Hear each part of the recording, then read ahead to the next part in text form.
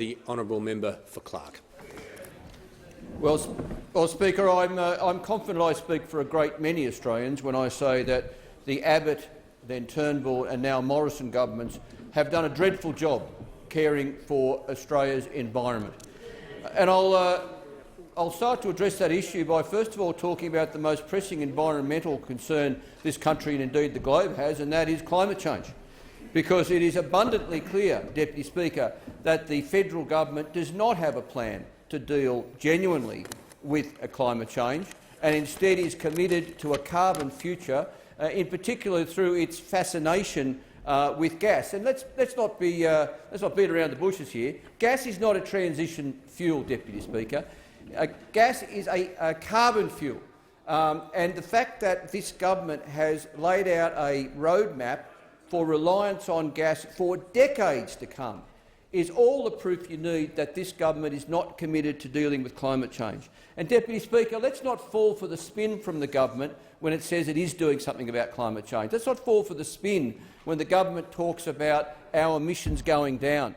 The only reason they've gone down in any significant way is because of a temporary reduction in global and national emissions on account of the pandemic. We can be absolutely confident, Deputy Speaker, that once this pandemic is behind us, the economy and industry and transport will come back with a vengeance.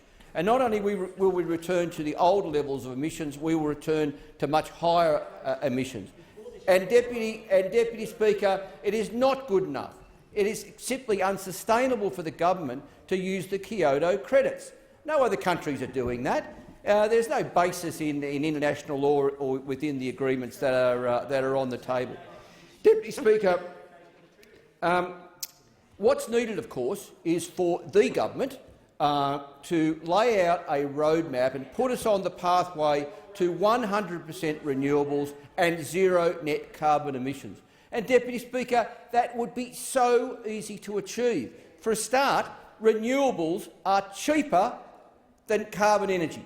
It's that simple. It is an undeniable fact that to build wind and solar and other technologies is cheaper than to build a new coal-fired power station or a new gas-fired power station.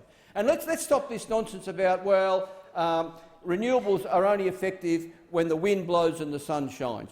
I mean, anyone with any nous understands perfectly that wind and solar are just two parts of the jigsaw. They are just two technologies which we would use as part of a holistic solution that would also rely on technologies like batteries and hydro, pumped hydro, geothermal, wave, tidal, green hydrogen. There are so many ways that we can have reliable and cheap energy in this country. It just takes the political will to commit to it, the political will to discard coal, to discard gas.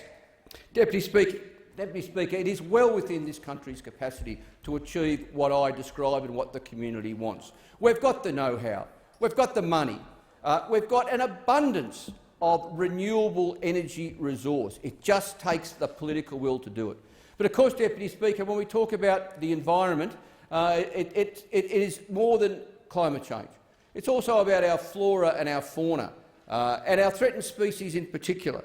Deputy Speaker, to that end, what the government needs to do is stop misusing changes to the EPBC Act and actually commit to an entirely new environmental framework for this country. Deputy Speaker, the EPBC would be a good act if it was improved, but it doesn't go far enough.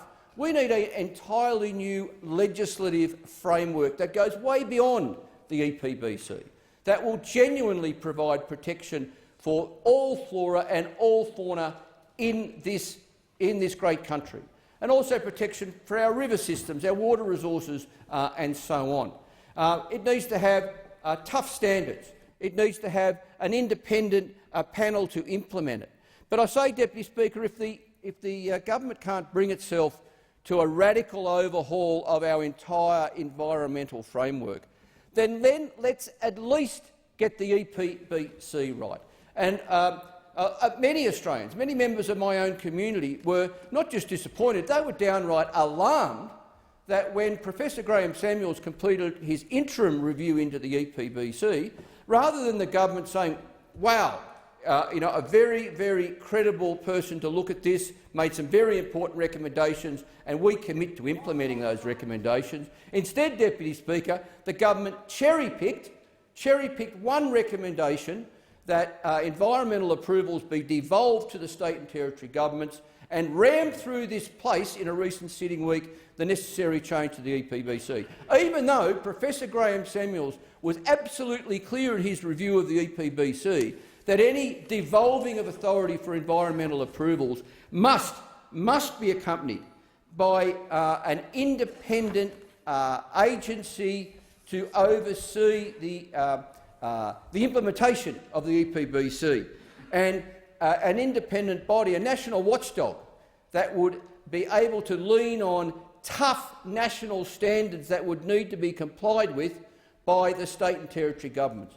So, Deputy Speaker, it is not good enough. And I say to the Minister, if you're going to cherry-pick one recommendation from Professor Samuels, you must also go to his other key recommendations, because Professor Samuels was absolutely crystal clear: you must not devolve authority to the state and territory governments unless you do indeed have an independent watchdog, a strong watchdog, and you have tough national standards.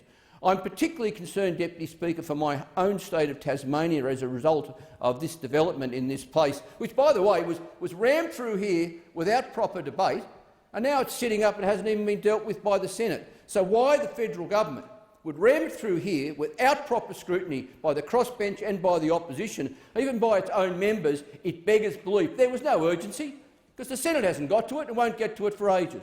And I hope the Senate does what it did in 2014, I think it was, when it rejected a similar proposal under the Abbott government to devolve environmental approvals. I do worry for my own state, Deputy Speaker, because in my own state not only do we now have the prospect of the Tasmanian government having the authority to make the environmental approval for projects, we also have the recent ramming through the Tasmanian Parliament of the major projects legislation, which basically gives the government and the minister authority to run roughshod over proper process.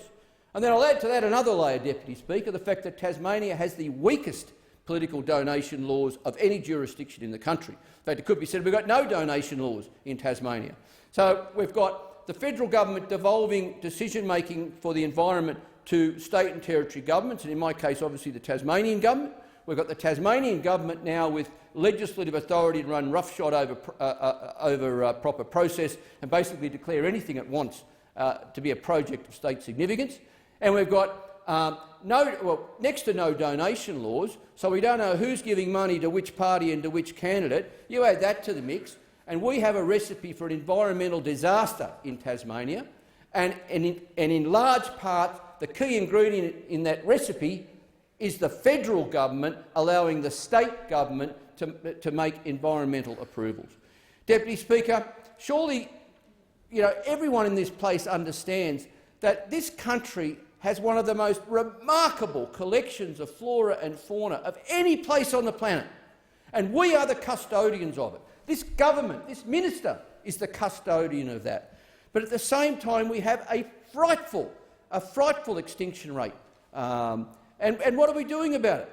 We're doing bugger all, Deputy Speaker. We can do better than this. And it's not just about what we want, or our political donors want, or our mates in industry want, or our mates up the Murray-Darling want with their water.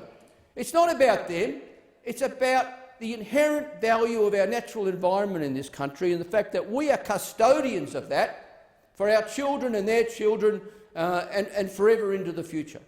And I tell you what, future generations are going to lament our generation and this government, the Abbott, Turnbull, Morrison government, for being key players in the destruction of this priceless natural environment that we have in our country. And frankly, Deputy Speaker, we are betraying our children. So I call on the government, I call on the minister to lift your game, do better on climate change, do consider a whole new environmental framework to protect the natural environment in this country. Go beyond the EPBC.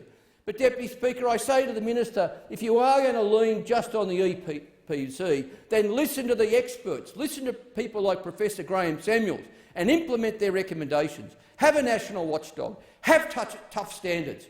and only then consider giving authority to the state and territory governments. Because if we'd relied on them in the past, we would have dammed the Franklin and we'd have oil mining on the Great Barrier Reef. Time has expired, and I call